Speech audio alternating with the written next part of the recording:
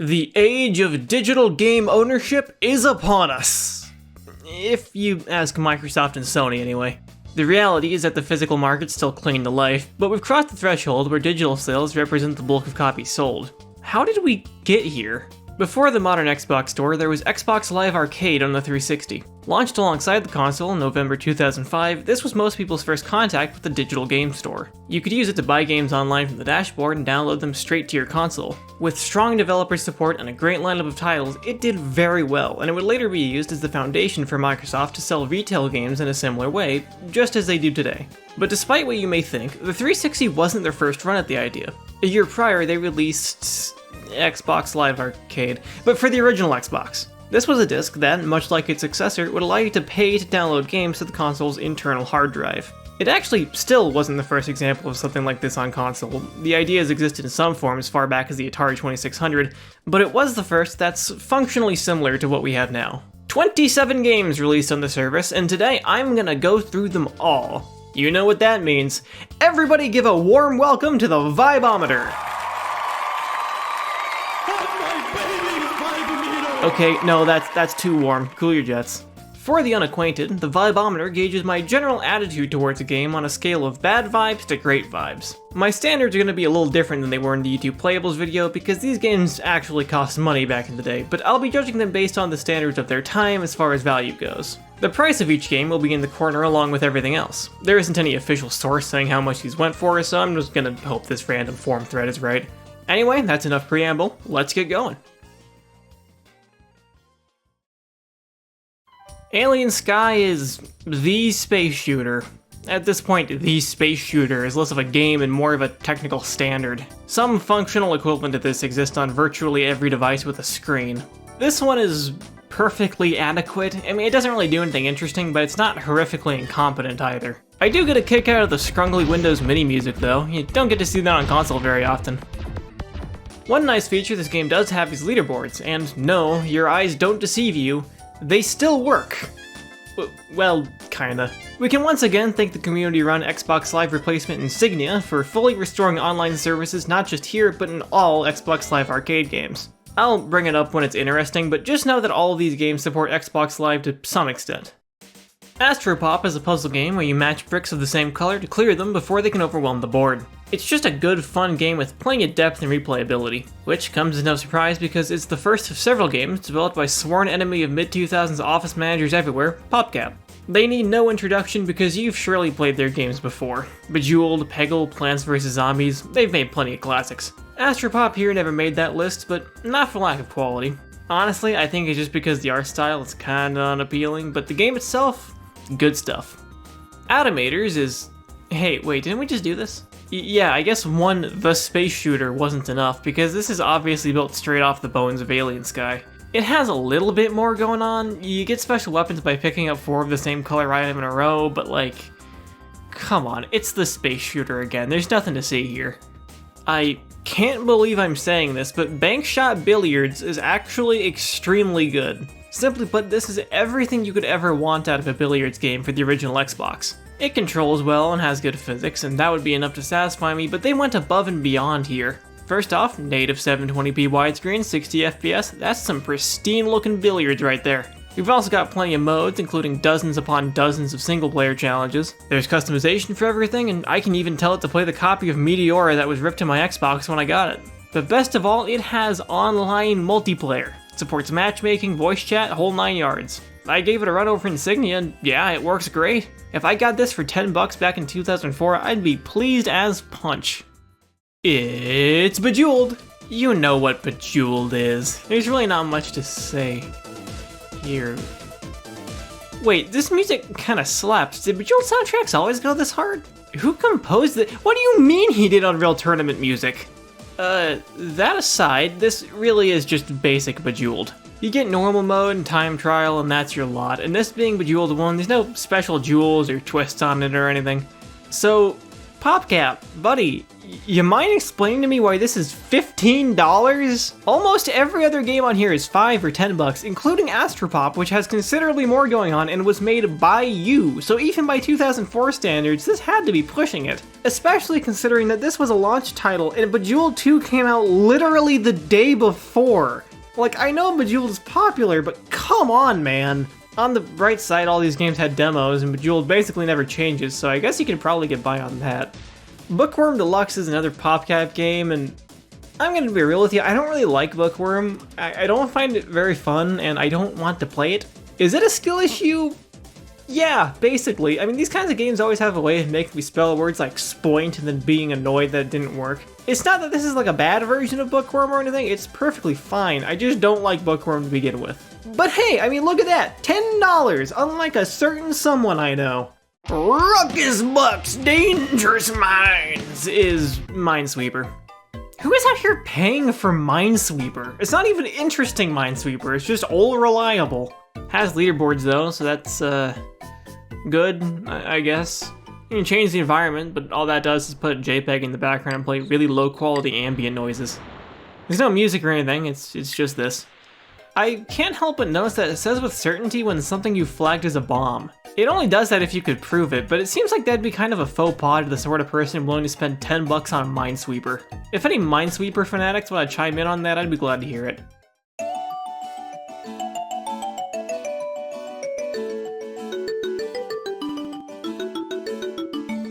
I already love this. Look at him go!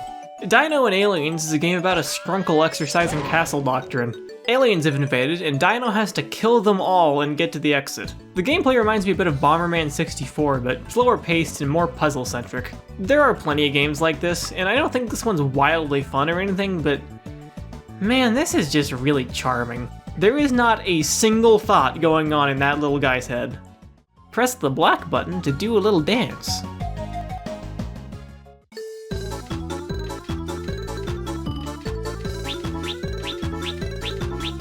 I need this in every game now.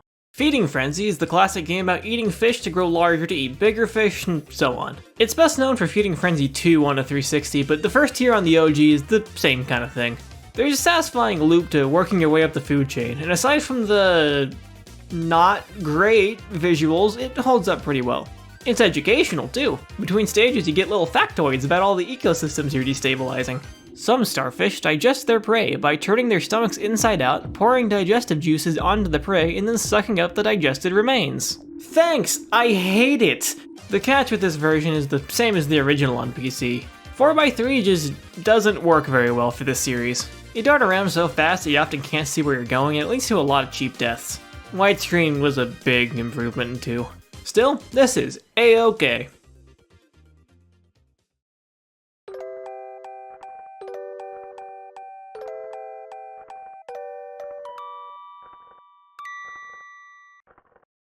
Not long ago, the peaceful TV-loving planet of Fuzzyland changed forever. A rainbow meteor from the far reaches of outer space smashed into their home. The meteor shattered into millions of colorful blocks, raining debris throughout the land. The troublesome blocks continue to rain down today, polluting the environment of Fuzzyland, scrambling the TV reception, and causing radiation sickness? Fuzzee Fever is an action puzzle game about matching blocks, but with some wrinkles. You physically run around the board and move the blocks yourself, and you can get tricky with it. For instance, blocks take a couple of seconds to fully clear, and if you move a clearing block next to a matching one, the clear will spread to it no matter what. The only single-player content is a puzzle mode, which is fine, but the meat of the game is in multiplayer. And what do you know, it supports Xbox Live. The mechanics really come into their own with other people around, though I'm sure it'd be better demonstrated by people who are actually good at the game. It has kind of a Bomberman feel to it, and I like how you can just outright murder the other players to get ahead. The stage lineup is pretty cool too, especially this helicopter one. I only played this with one other person, but I can't imagine how chaotic it must be with 4. My only disappointment is that there isn't any bot support, so if you're playing alone, then the puzzle mode is really all you're getting. Add that, and this would be some top-shelf arcade material without a doubt. There is one other thing. Setting aside the retro games, every title on here is a port of an existing PC release, except for this one. As far as I can tell, Fuzzee Fever is the only game created exclusively for the original Xbox Live Arcade. I guess it makes sense, this game is much better suited to a console, but it's just weird that there's only one, right? It got a sequel on the 360 called Gel Set and Match, but that seems to be delisted too.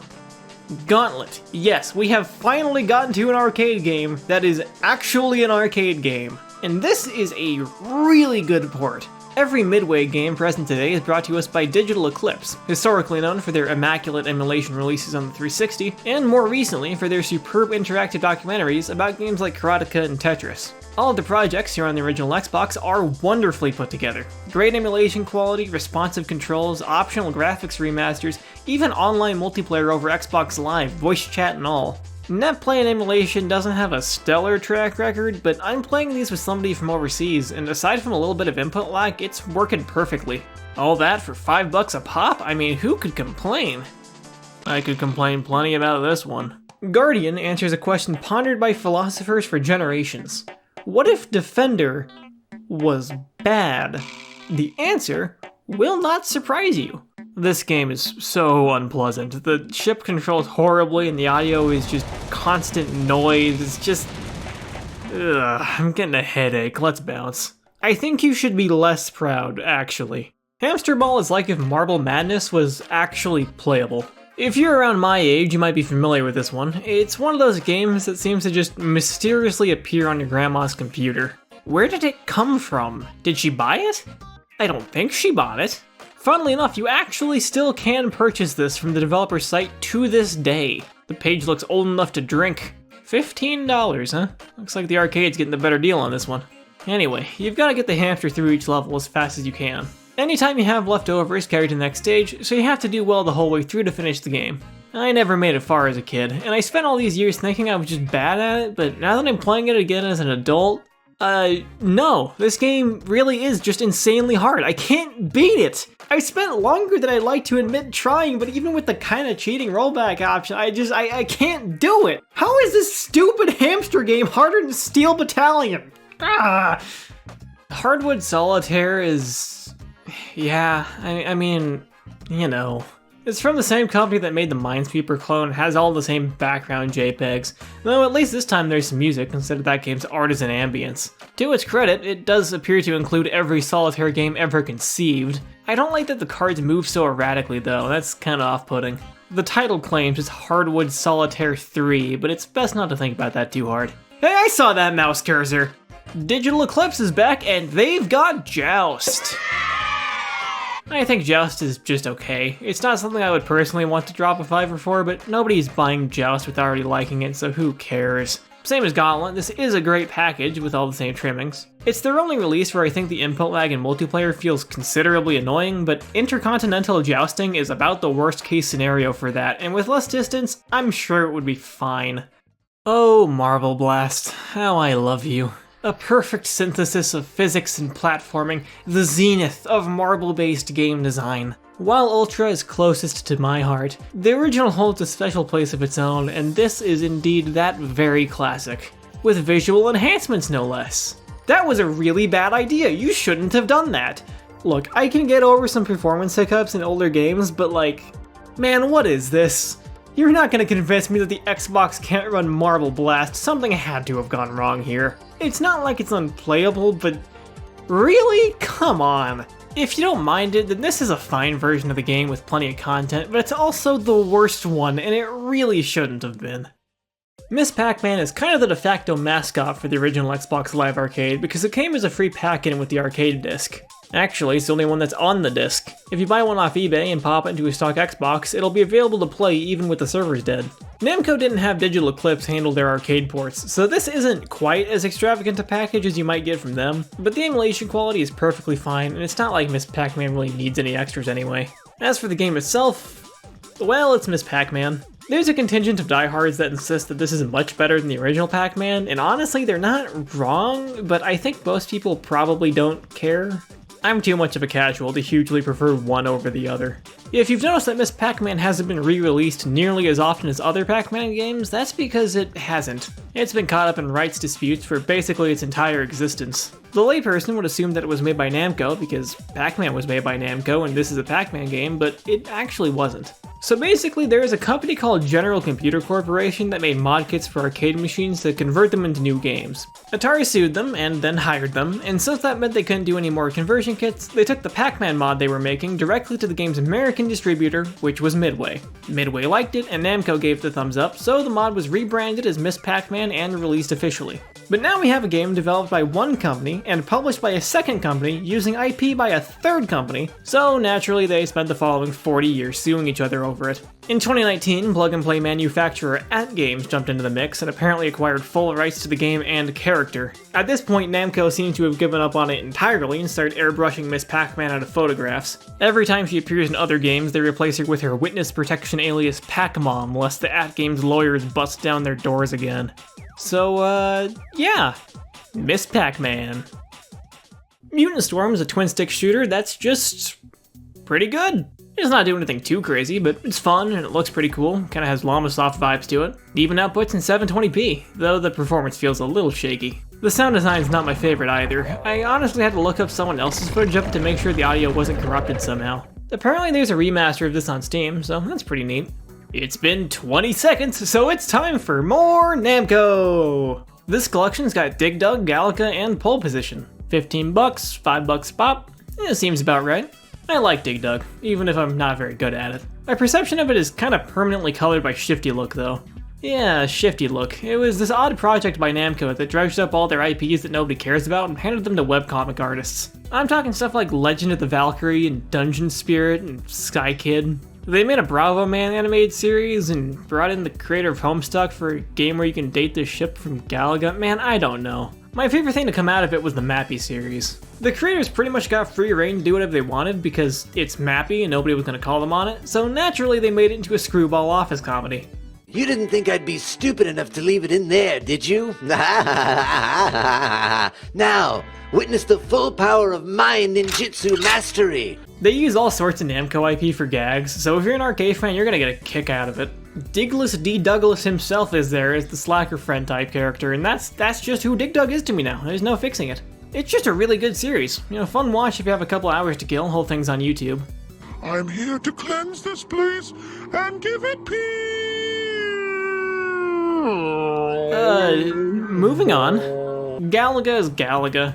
It's notably not Galaxian. People have been arguing over which of the two is better for decades, but that's out of my pay grade. Pole Position... Look, honestly, I don't really like Pole Position, and I don't think it's aged well, like, at all, but if people are willing to spend $8 on it today, then sure, I can give this a pass. Orbz. It looks like golf, but it's not quite the same. Earn points by launching your ball into stars with bonuses for streaks and long shots, plus there's items and stage hazards. It's simple, but it's fun, and it has plenty of maps and single-player challenges you can churn through to unlock new orbs. I imagine that multiplayer would have been the star of the show back in the day. You can play that over Xbox Live with up to 6 people, though strangely it doesn't have split screen. I only got to play one match in multiplayer, but I enjoyed it, and I can imagine it being a pretty good time waster if you had some friends on hand. Big fan of the button that just plays a random voice line. Will evil never rest? If you want to know more about this one, the Neverkive has a good video talking about the PC version, so go check that out. The two versions seem mostly similar, though I think the Xbox port has a different set of orbs. Pipeline... I mean, it's Pipe Dream, right? There's really nothing to say about it. You lay down pipes for water to flow through to reach pickups and earn points. I do like Pipe Dream though, so by extension I like this too. You may be thinking that an awful lot of these games are the sorts of casual PC titles you'd find on sites full of adware or rotting in the electronics section of Walmart. That's because, well, they are. Oberon Media is the recurring name here. They were a distributor focusing on these kinds of things back in the 2000s, and they got around. More than I expected, actually. If you remember Chess Titans and Purple Place from their inclusion with Windows 7, those games were made by Oberon. Like so many companies at the time, they ended up shoveling out dozens of hidden object games before unceremoniously shutting down by the end of the decade, and that was that. Too bad you can't get paid for this. Yeah, we'll see about that, bud. Ricochet Lost Worlds is a breakout clone and all that entails. It's a pretty good one, has some twists like very dynamic bricks. Outputs in HD too, which they were so excited about that they put it in the thumbnail. What really gets me here though is the control scheme. While you can play it with the analog stick or D-pad, Breakout's never really mapped well to those. It's best suited to a mouse or the old variable resistor on a stick. But Ricochet Lost Worlds does something pretty clever. The original Xbox controller has these big, heavy triggers with a lot of travel, and the game maps those to movement. Not just to travel left to right like with the analog stick, but as a directly applied offset. So if you start the stage and you don't touch the stick, then half pressing the left trigger will move you halfway to the left, fully pressing the right trigger will move you all the way to the right, and so on. It's a surprisingly precise and responsive solution that I haven't really seen before, so I'm kinda warm to this one just for coming up with it. Also, if you want Breakout, this game just has a lot of Breakout. It's been a minute since we've had a Digital Eclipse project, so here's Robotron 2084. It's the granddaddy of all twin-stick shooters. You know the score. Good emulation quality and plenty of bills and whistles. I'd say this is the game most improved by having the remastered graphics options. The original game has always been a bit visually overwhelming to me, but one of the graphics modes as a background, it makes things a lot easier to parse. That makes this port my favorite way to play Robotron. They had to get a little creative for the multiplayer modes, because this game doesn't actually have multiplayer. So there's co-op, where one player moves and the other shoots, and the versus, where the two of you are playing the game separately, and the winner is whoever ends with the highest score. The execution is questionable though. The game ends for both players the second either runs out of lives, so the optimal strategy is to gain a lead and then just die over and over so you win by technicality. But all in all, a good release and a welcome addition to the library. Robotron isn't my favorite though. It's kind of bare bones, and as far as arcade twin-stick shooters go, I would have preferred Smash TV. Oh. Well, that's convenient. Smash TV has always been a lot of fun, and as usual, Digital Eclipse brings their A game. There's no remastered art this time, but Smash TV is from a lot later than the other games, and it doesn't really need it. The real benefit here is Xbox Live. Like Gauntlet, and unlike Robotron, Smash TV is absolutely made for multiplayer, and it plays great even with the high ping we have here. Alas, we'll see no more Digital Eclipse games today, so let's just enjoy this while it lasts. Xbox should bring back being able to report people for screaming. Super Collapse 2 feels so cheap. The game isn't centered on screen and the menu music loop is literally 2 seconds long. Gameplay wise, well, you've surely played something like this before. It's exactly what it looks like. It's perfectly serviceable, there isn't really anything wrong with it, it's just not really interesting either. Actually, it has considerably more content than Bejeweled, so that's good. Alright, fine, I'll stop complaining about that. I can't get over it, man. $15! ThinkTanks is kind of a banger. It's not complicated, you just drive a little tank around and shoot other tanks, but it has a fun sloppy physicsiness to it, and it feels well fleshed out between arcade mode, bot matches, and online multiplayer. My favorite mode is Scrum, where everybody's falling over each other trying to deliver a ball to points around the map. It kinda hits the same as something like 8-player Smash Bros on a stage that is way too small. It's just such a complete shambles that you have to revel in the chaos. Being able to include bots in multiplayer matches helps too. They're capable enough to play the objective and put up a little bit of a fight, but dumb enough that they will regularly careen off of cliffs, and that's just a perfect sweet spot for a party game like this. The only catch is that, like Orbz, there's no local multiplayer. That's especially a bummer with this game. I think it'd be really fun that way. I'm sure the reason is that these were originally PC games. Yeah, see, the old Garage Games site had them up for sale along with Marble Blast and Mutant Storm. $20 a pop, huh? Looks like Xbox players got the better deals. Garage Games and the Torque Engine are a rabbit hole I could spend a whole video going down, but they sure aren't selling these anymore. You can find them online if you look around a bit, so hey, maybe give them a shot sometime. Finally, we've got Zuma. PopCap's charging $15 again, but it's a bit more excusable here since Zuma's got more meat on its bones. Match colored orbs until you've got enough points to finish the level, and then clear the board. I like Zuma quite a bit, but controller is not the way to go here. Precise aiming with the analog stick is a lot harder than with a mouse, and I'm whiffing a lot of shots. For some reason you have to sign into Xbox Live to save your progress, which is really odd. Zuma is the only game that does this, and I can't figure any reason why it would. I'm glad Insignia exists, because you just couldn't save otherwise.